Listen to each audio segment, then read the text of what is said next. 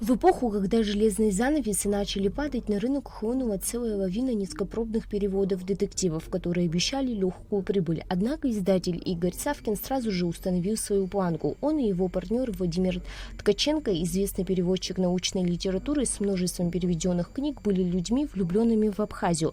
Они стремились сделать что-то действительно полезное, внеся свой вклад в культурное обогащение страны, отметил писатель Владимир Делба. Приехать, привезти, показать и подарить институту только что вышедшие книги, и в том числе переводы Дюбуа де Монпере, где идет разговор об Абхазии.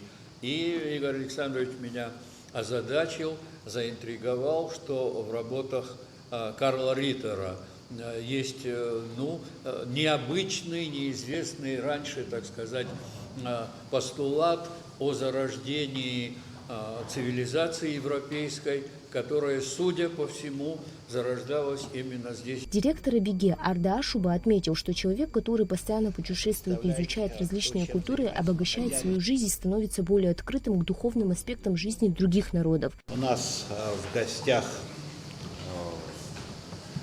замечательная, можно сказать, и ученые, и переводчики, писатели. Все время человек, который путешествует, изучает культуры народов разных людей, это очень становится интересно, это становится более духовной жизнью людей. Главный редактор и гендиректор петербургского издательства «Алитея» Игорь Савкин подчеркнул, что рад презентации книг в стенах Абеге. Следует отметить, что подобная встреча была еще в 2024 году. Я очень рад, что мы все вместе сегодня собрались. Я рад возможности поблагодарить всех, кого я имел возможность увидеть и познакомиться в прошлый мой приезд.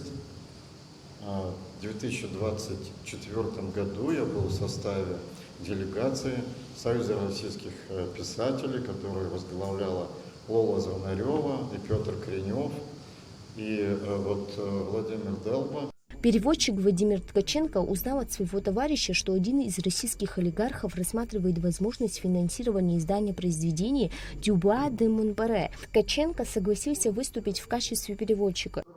Дюбуа де Монпере, это, наверное, первая энциклопедия кавказской жизни. Да? Вот, может быть, она потому что все остальные, либо это частичные. Гости привезли ряд книг в подарок Абхазскому институту гуманитарных исследований. Среди книг были византийские источники Древней Руси и Кавказа, которые освещают события, происходившие в этой стране в период византийского влияния, а также апостол Андрей между Востоком и Западом, под небом единым, свет над Россией и другие произведения. Милана Агарба, Раму Камки, Абхазское телевидение.